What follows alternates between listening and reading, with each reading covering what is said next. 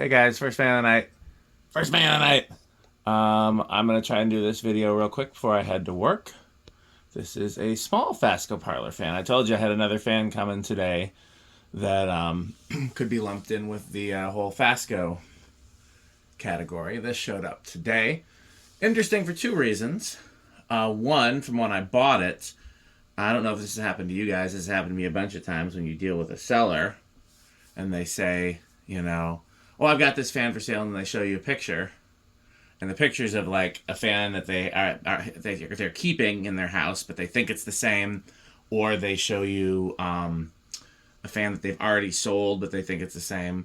And I was trying to buy a brown parlor fan, and at some point it got to well, technically the one in the pictures I don't have anymore, but I could sell you this one, and it's one of the few rare occasions where the one that they actually had was actually cooler because this one has cane. Now, I'd still like to find a brown parlor fan in either size. I do wonder what happened to that other brown parlor fan. I hope a collector bought it. And if not, then I hope somebody bought it who's going to, just use it. But yeah, I ended up getting this. Other thing that's interesting thing about this is another Fasco wiring scheme that I've never seen before. It had this modular plug in the motor housing. I cut some of the wires. It had 4 wires on one side and 6 on the other, which is part of the problem. And I've seen that before, but normally it's when they have the slumber quiet. And then they had a mechanism that you could disconnect the slumber quiet and run wires down your wall and control it from the wall. Now, I don't know why you'd want to do that, because why not just use a regular solid state control? I guess maybe because the slumber quiet was quieter. I don't know, but they had a mechanism for that, and so you could unplug in the housing and so I guess that might have been what this is for, is that you could unplug in the housing and then run to a wall control. But it didn't appear that they were doing that because the cardboard box is still in the fan. And there was no way to operate the fan as it was currently wired. You could get straight high, you could get straight low, but you couldn't use the cardboard box, and you couldn't use the pull chain. You could either so maybe they did have it wired to a speed control or even an on-off switch, and they just had 1 or 2 speeds. They didn't have the variable speed. But yeah, I don't know. Other thing that's interesting is that the way that this variable speed is wired here, if I have seen this before, I don't recall. Normally, for a lot of fans, you like Casablanca, which is, I believe, the first ones to use the cardboard box control. Might have been A&G. I honestly don't know who did it first. But it's just wired in series with the motor, and then to get it to high, you just turn the knob to high. Then Newtone and Fasco, and I don't know which company did it first, had what Fasco called varilow, where you have a 2-speed pull chain, and the first pull is straight high, and second pull is the variable speed. And so you're varying what your low speed is using the cardboard box. And I've seen that in Fascos, and most Newtones have that. But this has an interesting approach to that. 2-speed motor with a resistor, so the motor is high and low, and a very slow low. And then the cardboard box ranges from the motor's low to the motor's high. It's in between the two. I've never seen that before, or if I have, I didn't notice it. And I think the reason that they were doing that is because the motor is never getting straight cardboard box, which means it's theoretically going to be quieter than if it's going through the cardboard box. This would work on any 3-speed fan where you wanted to have a variable speed and a medium, or any 2-speed fan where you wanted to have a variable speed medium, as long as the low is the slowest you'd ever want to get. It doesn't work if your low is already too fast. I don't know what it would do if you included a capacitor. I don't know. That's something I'd have to experiment with. So this is the motor's low.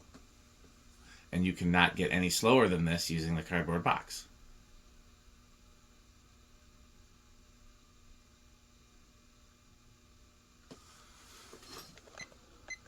And you know that you can see that the cardboard box is not in the circuit because the power factor is 1. I'm going to zoom out just a little. I think we're zoomed in a little bit much for my taste. Okay, well, let's tack it. See if I can get a good reading here.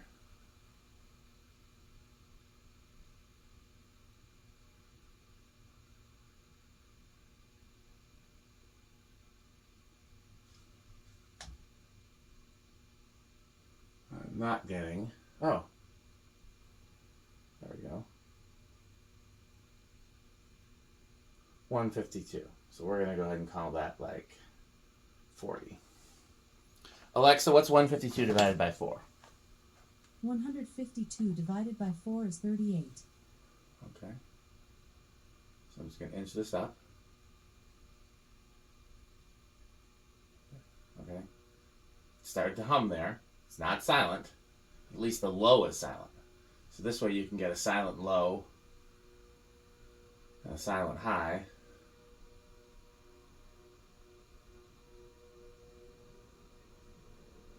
Okay, so that's the... I believe that's going to be the same as high, but let's check it out. 74 watts. 0.69. So let's see if that's the same. Wait.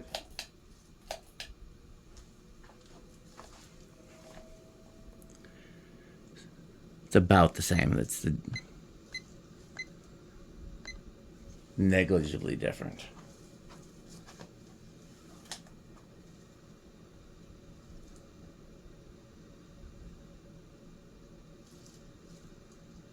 Come on.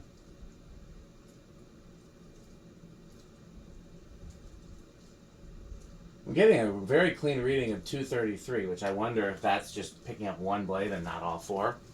That seems about right. We're going to go with that, especially because I'm trying to get to work.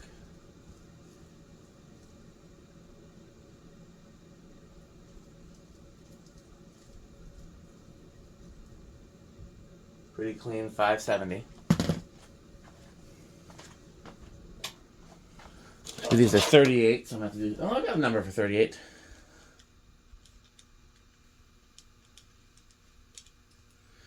So that's 4,500 CFM. Pretty good. Pretty good. That's a low.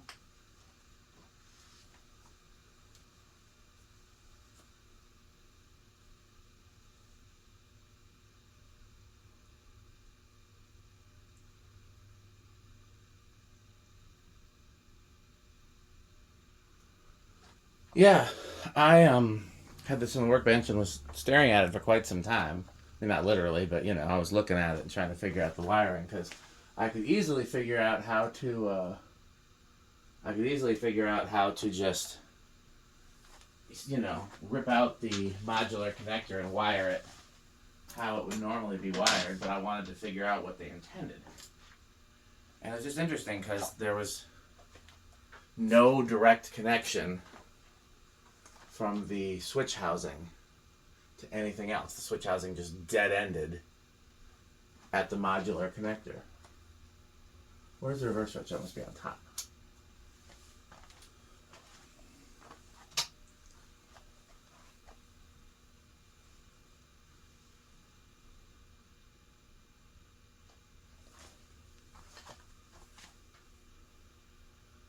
I'll have to go back and look at the picture. I think this might be the exact same parlor fan that Menards used in some of their product literature.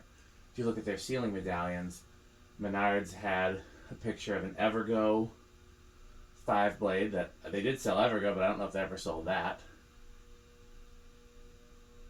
And then a picture of a Fasco Parlour-fan cane. I remember it having a lavalier.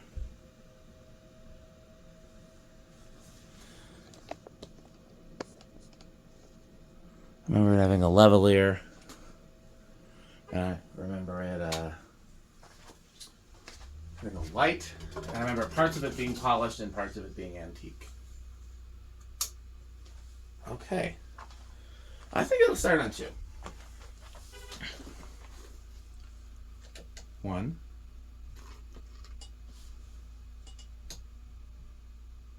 Yeah, that's easy.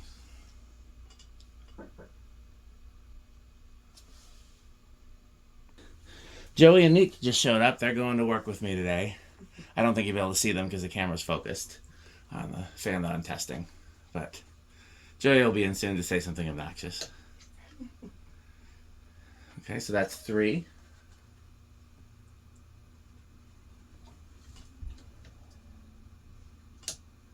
4. What are you looking at? I'm trying to see what you're doing. I'm changing the speed of that fan right there, but I'm doing it with, I'm trying a few different ways to control it. That's what we do. You've been to videos of the barn before. It's the same thing we do at the barn. Yeah, I was trying to figure out which one. I already oh, okay, yeah, that makes sense. I already tested the airflow and the actual speeds, and now I'm just going through the control options. Okay. 5. You have a heated garage. What'd you say? Glad you have a heated garage. Yeah, I don't even have the heat on right now because I wasn't going to be in here very long. Oh. Really? You going to take the first chair? Yeah. You want to sit down, Nick? No. Oh, okay. I mean, there's this chair over there, too, but This is he's going to come all the way in the camera. Oh. 7, what? Oh, no, I'm just looking. Yeah. Me and Rick and Pete did some reorganizing in here. Nice. 8. So if you listen... No, that's 7, excuse me. That's 8. So if you listen very closely in the distance, you can hear Pete crunching. Anytime at 8, you hear Pete and his loud chewing. Crunch, crunch, crunch. Yeah. 9. Don't let me forget to put that cup back in the charger when I leave. Charger? Yeah. It's a heated coffee cup. It's kind of cool. Yeah, it's expensive. It costs way more than like anybody should pay for a coffee cup. This is actually cool. Which thing? Menards. Push the little button on top of it. Where? So, top right. You save big money, you save big money when you shop Menards.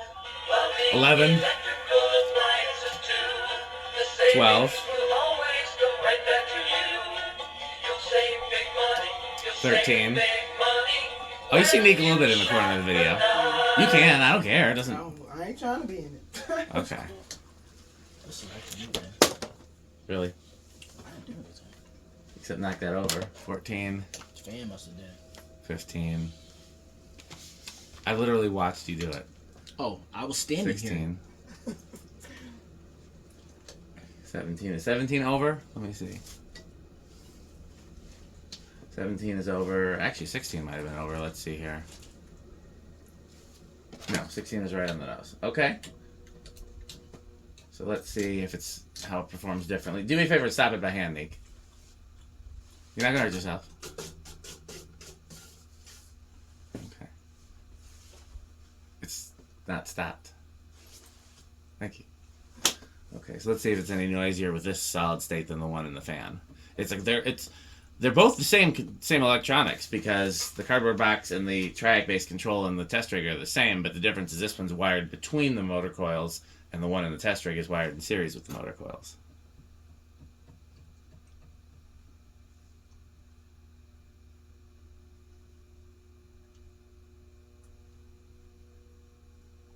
I think that's a little noisier.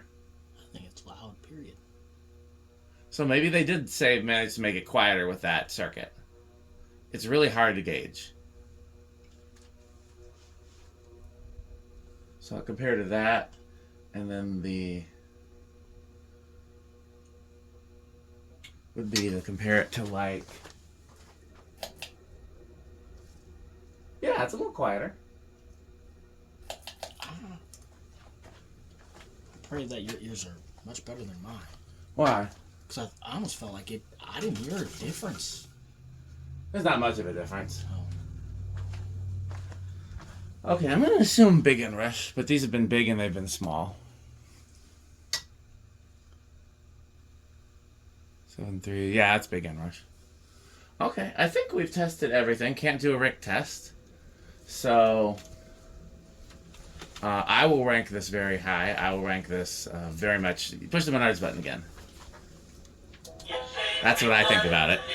I like, definitely. I'm guessing Pete would like this too. Rick, I see this one being pretty high across the board, being a small 4-blade cane, non-ornate. Okay, well, that's it for today. Depending on what happens, I may do some more work after I get back from my real job. But so there may be some more videos later today. We'll see. Please stay tuned for a word from our sponsor, and of course, by Pedro's, by Fanstick. Thanks for watching. This video is brought to you by the following sponsors: Sandstick, Lightstick, Taco Burrito Mexico, Sperry, the beverage of fan collectors, The Good Manufacturing Company, 81220 LLC, where our motto is crunch, crunch, crunch, crunch, crunch, crunch, crunch, crunch. RickOrSheep.com, a fun game you can play with your friends. For more information, go to rickorsheep.com. Power Vacuum, the vacuum with more vacuums. Yudong Batteries. When I think of batteries, I think of Yudong. Major funding for this series is provided by the Corporation for Public Broadcasting and by the annual financial support of viewers like you. Pedro's making Mexican. Pedro's making Mexican.